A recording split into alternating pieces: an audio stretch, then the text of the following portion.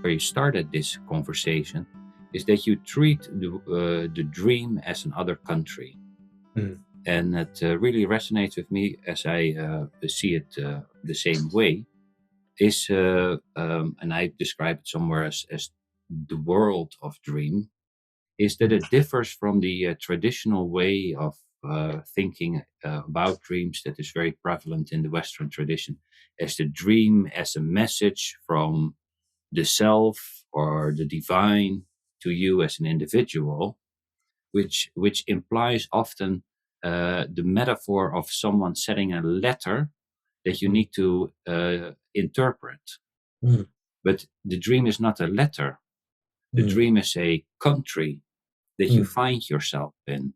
Mm. And it is such a fundamental starting point of working with a dream, to understand that it is a country or a world you find yourself in. That will then set up also the way you experience the dream in a different sense.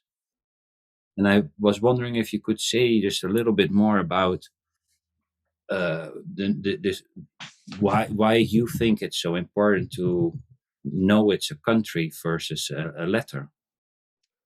That is a really good question, because I use the word letter, and you see how, and I wrote it would come up in the next class or the class after, and I used it without awareness, but it doesn't fit the way I was describing it, because as you so accurately point out, if you see the dream as a letter from another, a letter given to you, said to the self, whatever, you have to read it and interpret it.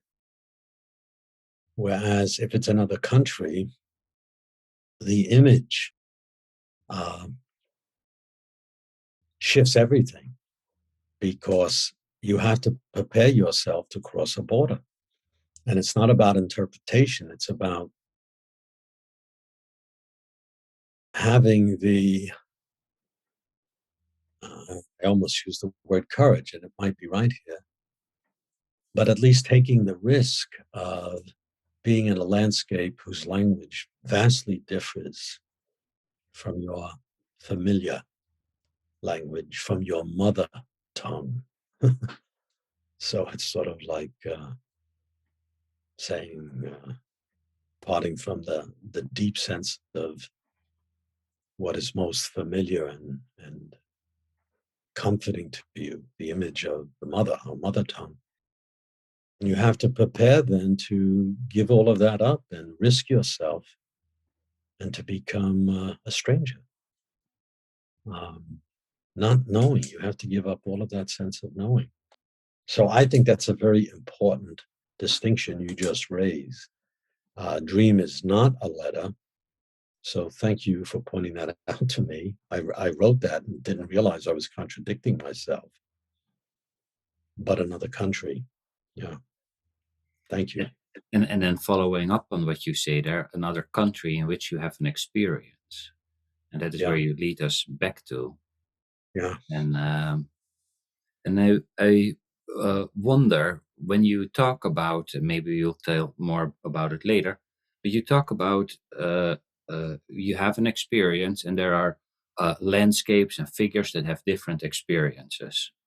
Mm-hmm. And why would it be helpful for the individual to reenact the other experiences from the dream for our day-to-day life? Mm.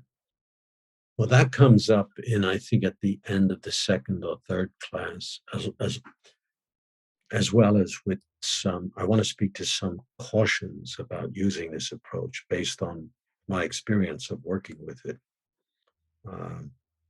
I would say this is, for the ego, you're much safer if you are just interpreting a dream rather than becoming the dream.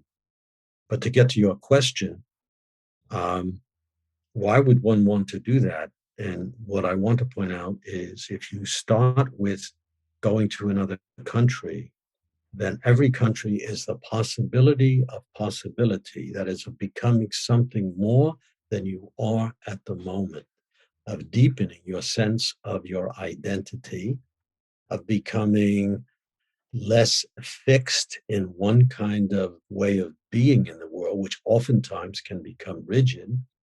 It also has the effect of opening you up to differences with other people because you don't fix your way of being in a country as an ideology and therefore make the other into something less or an enemy. You see the other country then and those who, the landscapes that they live in and the figures that they are, as having a different worldview. So they're offering you in a way, why don't you see things this way? So it not only transforms your identity, but it diminishes the sense of conflict between one's perspective and those who have a different perspective. You begin to value it as an interesting curiosity. It's like changing your vision, putting on eyeglasses that other people wear. And that was a practice I used to use with my clinical students. I would say to get some sense of what I mean about being in a different country and seeing a different way, I would have somebody come up who wears glasses and I'd exchange glasses. And if our prescriptions were way off, it's a challenge. If I'm nearsighted and I'm wearing somebody who's farsighted and vice versa, that's the kind of challenge it is. So I love the disorientation and the possibilities that I just mentioned. And finally, I think this way of participating also opens us up to, because there are other kinds of figures. Remember the story of Morpheus. His two other brothers sent animal shapes and inanimate things. The dream as another country even offers us with some figures the wonderful possibility of beginning to see the world as if you are a cat.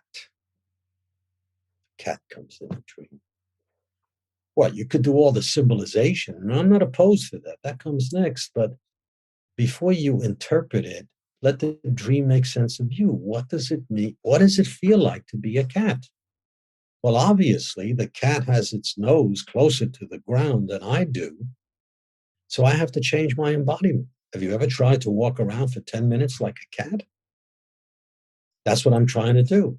It opens us up then to the wondrous ways in which we are trees and animals and rocks and stars and wind. It makes us more fully participate in the anima mundi.